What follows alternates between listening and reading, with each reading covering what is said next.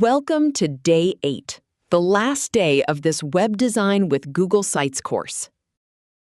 After your site is live, the next stage is to learn how to maintain your site and use version history. Lastly, time to showcase your website to receive positive and constructive feedback from your peers, family, and friends. Nowadays, most online apps would have the version history feature as the safety net.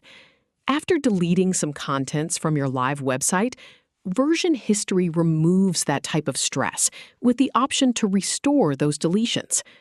To access it, simply go to the upper right corner to click the 3 dots More icon and select Version History. The timeline of changes will be listed on the right side.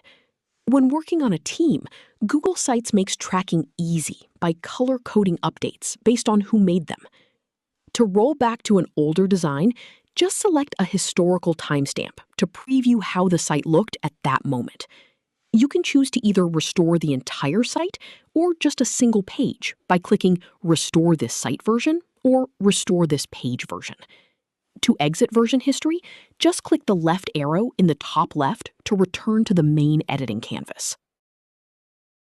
Let's practice version history recovery. First, let's select any section box from one of your pages on purpose. Click that trash can icon to delete it. Click Publish. Don't worry, we will restore it in seconds. Next, go to the upper right corner to click the 3 dots More icon to find Version History. Within the listed time-stamped drafts, find the version from just before the deletion occurred. Click on that timestamp to open up a full preview of the site and ensure that your deleted layout is completely intact. Once confirming it's the right one, look at the top of the preview window and choose Restore this page version. Finally, head back to your main editor and verify that your layout has been successfully recovered. Remember to click Publish after finalizing the changes. One of the most valuable parts of the design process is feedback time. Let's build a live feedback form using Google Forms and embed it into your website. Step 1. Open a new browser tab to access Google Forms to create a simple feedback form. Ask 2 or 3 targeted questions, such as, is the navigation clear? Or what is your favorite design element? Step 2. Click Publish to set the form live. Step 3.